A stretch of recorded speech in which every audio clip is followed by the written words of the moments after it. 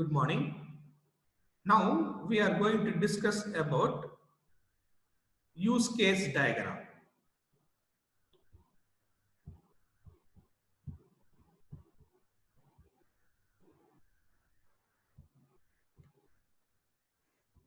What is use case diagram?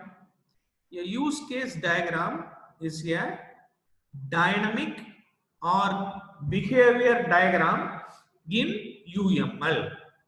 UML means Unified Modified Language. Use case diagram is a dynamic or behavior diagram in UML. Use case diagrams model the functionality of a system using actors and use cases. Use cases are a set of actions, services, and functions that the system needs to perform. A system is something being developed or operated.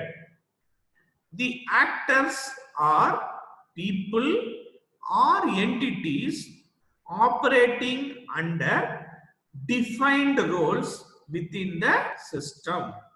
Use case diagram is a dynamic or behavior diagram in UML. This diagram models the functionality of a system. Using use cases and actors. Use case diagrams are valuable for visualizing the functional requirements. Visualizing means graphical representation, like flow chart.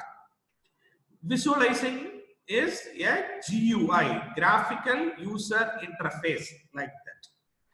Valuable visualizing the functional requirements of a system that will translate into design choices and development priorities. They also help identify any internal or external factors that may influence the system and should be taken into consideration. Take in use case diagram, we are going to discuss about the symbols and notations. System. Draw your system's boundaries using a rectangle that contains use cases. Place actors outside the system boundaries. What is use case? Draw use cases using ovals. System is rectangle. Use case means ovals. Label the ovals with verbs that represent the system's function. Actors. Actors are the users of a system. Users of a system. You can see system is rectangle, system name. Oval is use case. You can give the label. Actor is the users. See, users are represented like this. When one system is the actor of another system, label the actor system with the actor stereotype. Then relationship. We have to give the relationship between the system, use cases and actors, what they are doing, like using uses or extents. Uses or extents. Illustrate relationship between an actor and a use case with a simple line. For relationships among use cases, use arrows labeled either uses or extents. A users relationship indicates one use case is needed by another in order to perform a task. And extends relationship indicates alternate options under a certain use case.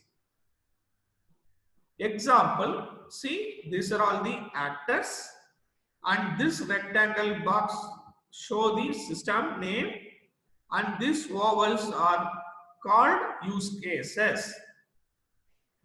Here also client, librarian, see, these are all the users. Assistant librarian, this is also a actor. Okay, so users are actors. In this rectangle box, the overall system is called book checkout. Book checkout. And all these individual vowels are called use cases. Use cases. Check out book, check in the book, add a book, delete a book, list the book, list client, add client, and delete client. This librarian is having the access to all these use cases. Assistant librarian is having the access to check in book, check out, list the book, and list client. So this is the permission given to assistant librarian. This librarian have the overall access because he is the manager of the library. Client like students, faculty members or clients, they will go check in book and check out. That is, they are going to take the book and we have to return the book. This is the two use cases. Thus, this librarian is a manager having the access to all these use cases because he is the manager. Assistant librarian have the limited access. They have some check-in box, check-out box like this.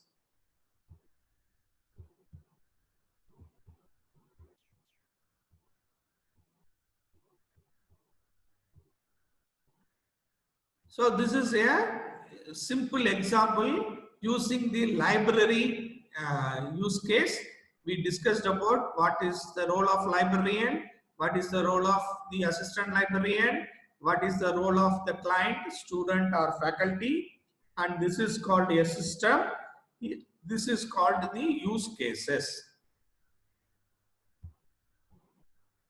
So what is sequence diagram? What is the sequence diagram? Suppose how they are going to do what the user can do. So step-by-step process is the sequence diagram. So this is the interactive messages between two objects. So user give the message, object A and object B. This message can be passed from object A to object B and do some process and return some value, and this object A is returning the value to the user. This is called timeline. We can call it as timeline. Shows action by the user and the subsequent that result between objects. What is the message given? What is the return? Sequence diagram for starting and turning of a car engine. Example, this is the driver. There will be ignition and engine. Engine is ignition in one system. Engine is another system.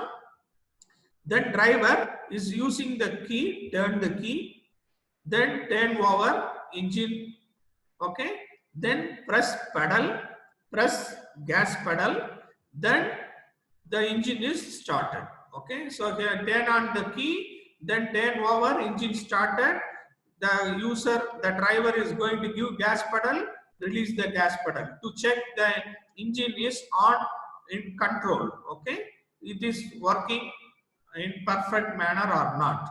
Then turn off the key, then stop engine. So this is one system, this is another, ignition and engine. So actor is driver. So is put the key and turn the key, turn over, engine started.